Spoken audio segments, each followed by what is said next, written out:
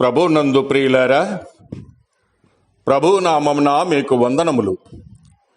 ఈరోజు దేవుని యొక్క వాక్య ధ్యానము కొరింథీయులకు రాసిన మొదటి పత్రిక 13వ అధ్యాయము 4-5 వచనాలు.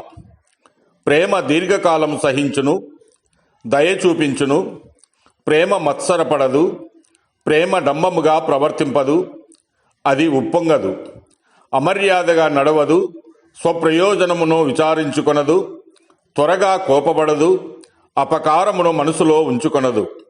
దేవుడి మాటలు దీవించి ఆశీర్వదించునుగాక.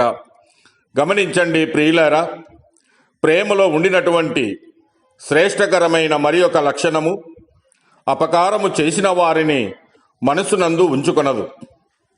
దేవుని గ్రంథములో మనం గమనించినప్పుడు కొరింథీయులకు రాసినటువంటి పత్రిక 2వ పత్రిక 5వ అధ్యాయము 19వ వచనము ప్రకారము అది ఏమనగా, దేవుడు వారి అపరాధములను వారి మీద మోపక క్రీస్తునందు లోకమును తనతో సమాధాన పరచుకొనుచు ఆ సమాధాన వాక్యమును మాకు అప్పగించనని పౌలు సెలవిస్తూ ఉన్నాడు. ఇవి దేవునిలో ఉండినటువంటి లక్షణములు. ఆయన మన పాపములను ఎన్నడూ జ్ఞాపకము చేసుకొనడు.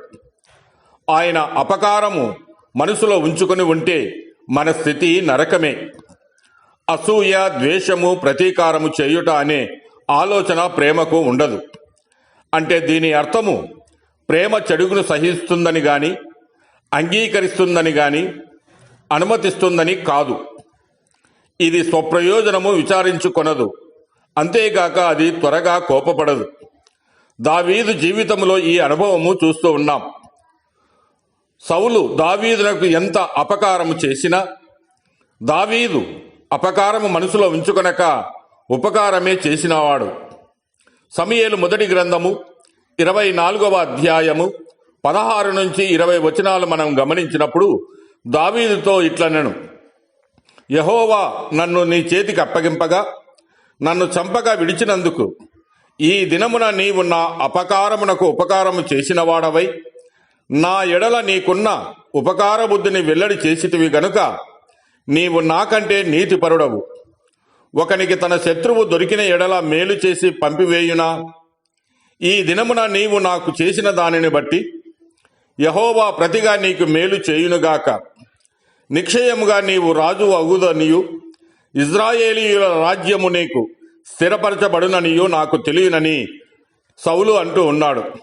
అంతేగాక అపకారమును మనసులో ఉంచుకొనకనే దావీదు యోనాతానును బట్టి నేను ఉపకారము చూపుటకు సౌలు కుటుంబంలో ఎవడైనా కలడా అని దావీదు అడిగాను.